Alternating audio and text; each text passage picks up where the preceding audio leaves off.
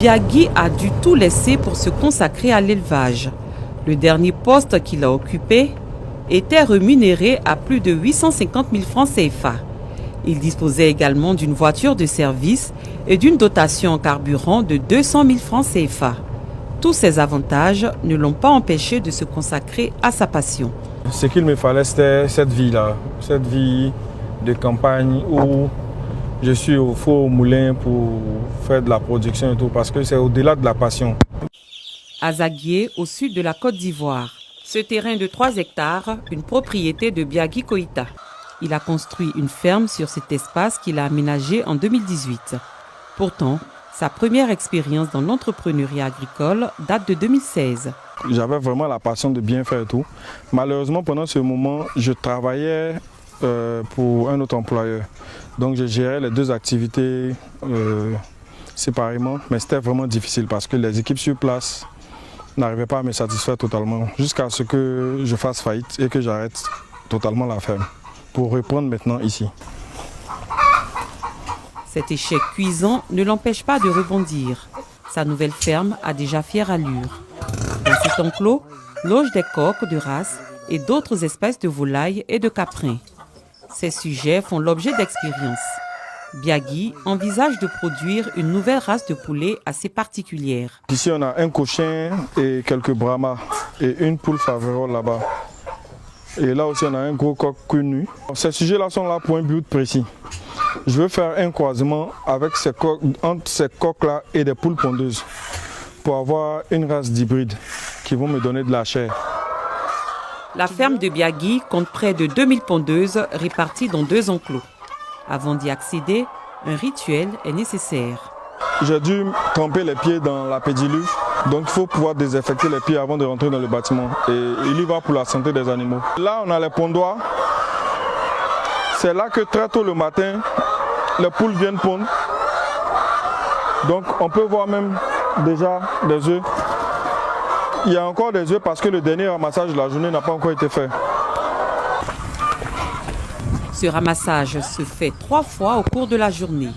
Les pondeuses produisent environ 400 plaquettes d'œufs, soit 12 000 œufs par semaine. Ces œufs sont principalement vendus à des supermarchés. Ici, on nettoie les œufs parce qu'on a des clients comme des supermarchés à qui on livre des œufs. Et la condition première, c'est que les œufs soient très propres et filmés. Biagui prévoit aussi l'élevage de bovins et d'ovins. Pour ce faire, il a acquis 2 autres hectares du terrain contigus à sa ferme. On a une trentaine de moutons aujourd'hui. À la base, il y avait un bélier et 7-8 brebis. Donc pour la plupart se sont reproduits ici, tout doucement, jusqu'à ce qu'on atteigne ce nombre-là. Chaque année comme ça, je n'avais pas besoin d'acheter de moutons. Je venais juste piquer là pour aller faire la fête de Tabaski. Maintenant, comme ils commencent à devenir nombreux, je pourrais en vendre certainement pour la prochaine Tabaski. Ces bâtiments en construction serviront de lieu d'accueil pour de nouveaux animaux et aussi pour des formations. On a les 2 grands bâtiments pour les pondeuses, les futures pondeuses. Donc on va mettre des nouveaux sujets ici qui seront à cheval sur les autres, et de sorte à ce que quand ici on aura le début de ponte, là-bas elles seront assez vieilles et puis on va les écouler. Les 2 hectares de terrain s'étendent jusqu'à ces barrières de protection. À leurs pieds, on peut apercevoir des déjections d'animaux de la ferme et cela s'explique. Ici, on a notre compostage en cours. Alors, on a pris nos fientes de poules pondeuses pour venir créer du compost bio pour une future production végétale. Donc, le grand site que vous voyez là sera pour le projet des cultures hors sol. Donc on va utiliser ces fientes-là comme engrais pour produire des légumes. Pour gérer sa ferme, Biagui dispose de 4 employés et 2 stagiaires. La masse salariale s'élève à près de 500 000 francs CFA. Ça fait 3 mois que je suis. Il est très bon, il nous traite à un bon cœur. Tout se passe bien. On arrive à faire des mélanges de traitements. En tout cas, c'est un bon chef. À chaque moment, il est là, il vient nous rendre visite. La visite terminée, Biagui embarque pour la ville. Il est là pour moi, donc pardon, va avec les autres, vous allez attacher les œufs pour mettre dans la voiture pour que je puisse prendre pour partir. D'accord. Allez-y. Il doit sillonner les espaces commerciaux qui l'approvisionnent en œufs. L'idée est de s'assurer de la satisfaction des clients. Il prend aussi avec lui des œufs qu'il doit emballer pour une prochaine livraison. Biagui a dû tout laisser pour se consacrer à l'élevage.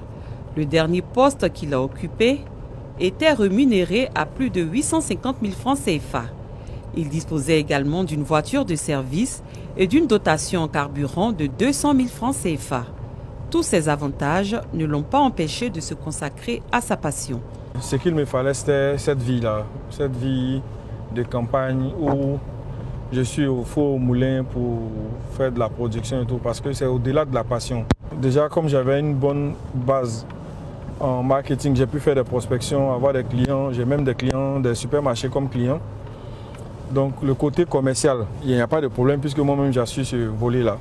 Et donc le plus important pour moi aujourd'hui, c'est la production. Il faut que je puisse optimiser la production pour que le business puisse être assez rentable.